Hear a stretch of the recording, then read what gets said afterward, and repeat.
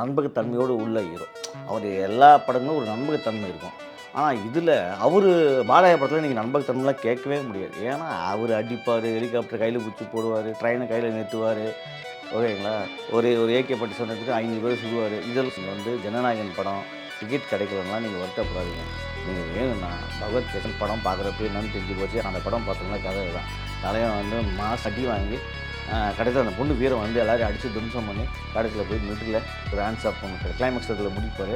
அது ஏதாங்க ஜனநாயகம் படமும் வேறு எந்த மாற்றமும் இல்லாமல் நல்லது பண்ணுவாங்கன்னா கொலை பண்ணுவோம் கூத்தடிக்க வரையும் சொல்லி எம்ஜிஆர் மாதிரி சாட்டி ஏற்று எல்லோரும் பழகுறாரு. இந்த மாதிரி விஜய்க்காக கொஞ்சம் கொஞ்சம் ஸ்பெஷல் ஐட்டம் இருக்குமே தவிர வச்சுருக்காங்க. அவன் விஜய் படத்துனாவே ஏகப்பட்ட ஆர்டிஸ்ட் இருப்பாங்க. ஏன்னா படம் புரோஜனம் இல்லைன்னு முதலே தெரிஞ்ச பிறகு யார் நினைச்சு என்ன பண்ணுறது நமக்கு புரோஜனம். நாங்கள் எவ்வளோ எதிர்பார்த்தோம். சரி ஓகே பகவத் கேசரி நீங்கள் டக் பண்ணுங்கள், ஆனால் அதுலேருந்து ஒரு சின்ன நாட்டு எடுத்துகிட்டு வேறு மாதிரி பண்ணுவீங்க பார்த்தா அதையே வில்லத்தனம், அதையே அடிதடி.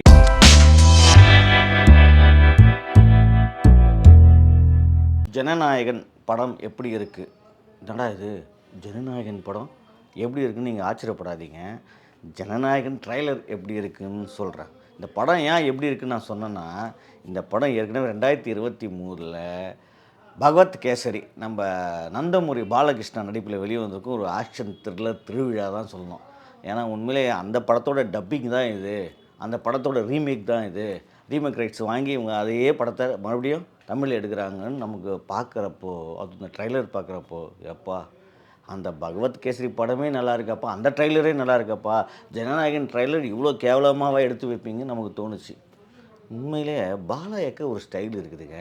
பாலையா வந்து நாங்கள் காமெடியாக நினச்சி அவர் பண்ணுறதெல்லாம் இப்போது ஒரு 500 பேர் அடிப்பார் பாலையா. அட்டன் டைமில் ஒரே ஒரு அப்படி ஒருத்தர் ஆளாக போய் நின்று எல்லாரையும் சமாளிப்பார். அதை நான் நம்புகிறேன்னா நம்பிக்கையோட ஜாலியாக இருக்கும். அது ஒரு ஜாலியாக நாங்கள் எடுத்துகிட்டு போயிடுவோம். ஆனால் விஜய் அப்படி பண்ணால் நம்மளால் ஜாலியாக எடுத்துக்க முடியும்னா முடியாது. ஏன்னா விஜய் வந்து ஒரு ஆக்ஷன் ஹீரோ, நம்பகத்தன்மையோடு உள்ள ஹீரோ. அவர் எல்லா படங்களும் ஒரு நம்பகத்தன்மை இருக்கும். ஆனால் இதில் அவர் பாலாயா படத்தில் நீங்கள் நம்பகத்தன்மைலாம் கேட்கவே முடியாது. ஏன்னா அவர் அடிப்பார், ஹெலிகாப்டர் கையில் பிடிச்சி போடுவார், ட்ரெயினை கையில் நிறுத்துவார். ஓகேங்களா? ஒரு ஒரு AK-47 எடுத்துகிட்டு 500 பேர் சுடுவார். இதெல்லாம் நம்ம வந்து ஜாலியாக எடுத்துக்கணும். ஏன்னா அவருக்கு ஜாலியாகவே எடுத்துட்டோம். ஆனால் அந்த பகவத் கேசரி படம் தான் ரீமேக் வாங்கி பண்ணிக்கிறீங்களே, இவ்வளோ படு கேவலமாக இந்த ட்ரைலரை பண்ணுவீங்க. படம் பார்க்குறப்ப நமக்கு இந்த ட்ரைலர் பார்க்குறப்ப நமக்கு அவ்வளோ கடுப்பாக இருந்தது. நீங்கள் தயவு செஞ்சு சொல்கிறேன், இந்த விஜய் ரசிகர்கள் கோச்சிக்கினாலும் பரவாயில்ல, ஆடியன்ஸ் இங்கே வந்து ஜனநாயகன் படம் டிக்கெட் கிடைக்கலன்னா நீங்கள் வருத்தப்படாதீங்க. நீங்கள் வேணும்னா பகவத் கேசரி படம் அமேசானில் இருக்குது, ஹாட்ஸ்டாரில் இருக்குது. நீங்கள் போய் படம் பாருங்கள். படம் சூப்பராக இருக்கும். உங்களை 2.5 மணி நேரம் சும்மா அப்படியே கிளின்னு வச்சுருப்பார் பாலாயா. அவர் டைலாக் டெலிவரி ஆகட்டும், அவர் ஃபைட் ஆகட்டும் தாறுமாறாக இருக்கும். கதை உங்களுக்கு இந்த ஜனநாயகன் படம் பார்க்குறப்ப என்னன்னு தெரிஞ்சு போச்சு. அந்த படம் பார்த்தோம்னா கதை தான். தலைவன் வந்து மாஸ் ஹீரோ பண்ணுவார். அதில் பார்த்தீங்கன்னா பாலாயாவோட அண்ணன் பொண்ணு மிலிட்ரியில் சேரணும் ரொம்ப ஆசைப்படும். அதுக்கு ஒரு பிரச்சனை, அதுக்கு வந்து ஒரு பயம் வந்துடும். எல்லாரும் பார்த்தா ஒரு பயப்படும். அந்த பயத்தை எப்படி பாலாயா தீர்த்து வில்லனை பழி வாங்குறது தான் அந்த கதை. இதே படத்தில் அதே தான். இது மமிதா பஜு விஜய்க்கு பொண்ணாக வருது. அதுவும் அம்மா மிலிட்ரியில் சேருமான்னு ட்ரைலரில் கேட்குறாரு. சேம் அதே பேட்டர்னு. அவன் நம்ம பார்த்தீங்கன்னா கைகாலெலாம் உதிர்த்து பற்றி ஒரு சீனில் சொல்லுது. அதுக்கப்புறம் கிளைமேக்ஸில் நமக்கு வீரம் வந்து இவர் அடி வாங்கி வெள்ளங்கட்டலாம் செம்ம அடி வாங்கி கடைசியில் அந்த பொண்ணு வீரம் வந்து எல்லோரும் அடித்து தும்சம் பண்ணி கடைசியில் போய் மிலிட்ரியில் ஒரு ஹேண்ட்ஸ் ஆஃப் பண்ண கிளைமேக்ஸ் அதில் முடிப்பார். அது ஏதாங்க ஜனநாயகம் படமும் வேறு எந்த மாற்றமும் இல்லாமல் இப்போ இன்னைக்கு கரண்ட்டில் இருக்கிற அரசியலுக்காக ஐ ஆம் கம்மிங் அப்படின்னு சொல்கிறாரு. அவர் பார்த்தா அரசியலுக்கு நல்லது பண்ணுவாங்களான்னா கொலை பண்ணுவோம் கூத்தடிக்க வரையும் சொல்லி எம்ஜிஆர் மாதிரி சாட்டி ஏற்று எல்லோரும் பொழன்னு பழகுறாரு. இந்த மாதிரி விஜய்க்காக கொஞ்சம் கொஞ்சம் ஸ்பெஷல் ஐட்டம் இருக்குமே தவிர பக்காவாக பகவத் கேசரியை அப்படியே உல்ட்டா பண்ணி எடுத்தது தான் இந்த ஜனநாயகன் படம். ஜனநாயகனை நாங்கள் எவ்வளோ நம்பியிருந்தோம். ட்ரைலர் பார்க்குறப்போ எங்களுக்கு ரொம்ப சோர்வையாகி போச்சு. இந்த படம் இதிலே தெரிஞ்சு போச்சு எந்த லட்சத்தில் இருக்க போகுதுன்னு. மற்றபடி அதில் இருந்த எல்லா ஆர்டிஸ்ட்டுமே அப்படியே மாற்றி இதில் எடுத்திருக்காங்க. பக்கத்தாத்துக்கு பார்த்திங்கன்னா பிரகாஷ்ராஜ் இருக்கார், நிறைய ஆர்டிஸ்ட் இருக்காங்க. அவள் விஜய் படத்துனாவே ஏகப்பட்ட ஆர்டிஸ்ட் இருப்பாங்க. ஏன்னா படம் புரோஜனம் இல்லைன்னு முதலே தெரிஞ்ச பிறகு யார் நினச்சி என்ன பண்ணுறது நமக்கு புரோஜனம். நாங்கள் எவ்வளோ எதிர்பார்த்தோம். சரி ஓகே பகவத் கேசரி நீங்கள் டக் பண்ணுங்கள், ஆனால் அதுலேருந்து ஒரு சின்ன நாட்டு எடுத்துகிட்டு வேறு மாதிரி பண்ணுவீங்க பார்த்தா அதையே வில்லத்தனம், அதையே அடிதடி, அதையே 50 பேர் ஓடி வர்றது.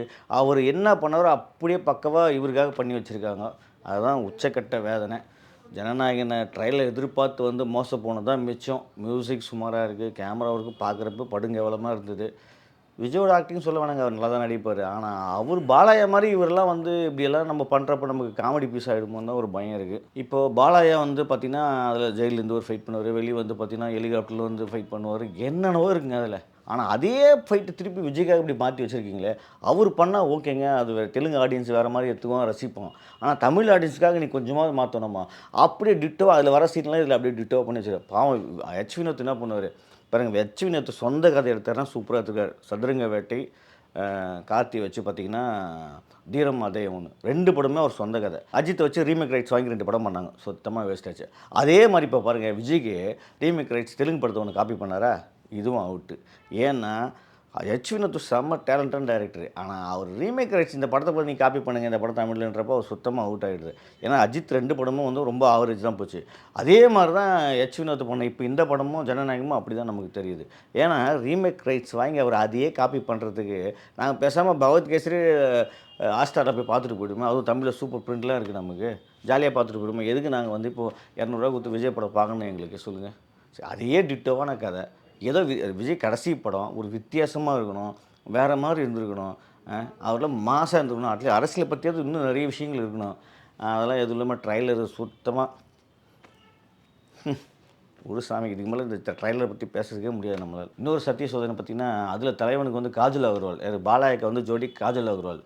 இதில் பார்த்திங்கன்னா பூஜா ஹெக்டே. ஐயோ சாமி, பீஸ்டில் ஏற்கனவே 2 பேரும் காம்பினேஷனில் அவுட் அந்த படம், மறுபடியுமா இந்த காம்பினேஷனில் நம்ம பார்க்கணும் அப்படின்னு தோணுச்சு. ஏன்னா அதுவே பீஸ்ட் வந்து பூஜாக்கு சூப்பர் அழகாக இருப்பாங்க, அவங்கள நம்ம எதுவும் குறை சொல்ல முடியாது. ஆனால் அந்த படம் அவுட்டு. ஏன்னா திருப்பியும் அவுட்டான ஜோடியை சேர்ந்து திருப்பி இந்த படத்தை வந்து அவுட் பண்ணுறதுக்கு எல்லா சாத்தியக்கூறுகளும் இருக்குது. இந்த பாருங்க, அதில் சரத்குமார் நடிச்சிருந்தார். இதில் பார்த்தீங்கன்னா பிரகாஷ் ராஜ், கௌதமன் சொல்கிறாங்க, அதுக்கப்புறம் பிரியாமணி இருக்காங்க.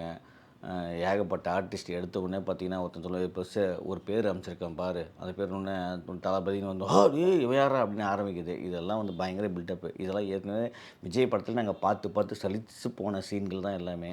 அதே மாதிரி இந்த படத்தில் எல்லாம் வர ஒரு சீன் இந்த ட்ரைலரில் நம்ம பார்க்குறப்ப என்னன்னா, ஏற்கனவே இது விஜய் படத்தில் நம்ம ஏற்கனவே பார்த்துட்டோமாப்பா, திருப்பியும் போய் இந்த ட்ரைலர் நம்ம பார்க்கணுமாப்பா, ட்ரைலர் எந்த லட்சணம் இருக்குன்னா அப்போ படம் எந்த லட்சணம் இருக்குப்பான்னு தான் நமக்கு தோணுது. இந்த வீடியோ உங்களுக்கு பிடிச்சிருந்தா லைக் பண்ணுங்கள், கமெண்ட் பண்ணுங்கள், ஷேர் பண்ணுங்கள், சப்ஸ்கிரைப் பண்ணுங்கள்.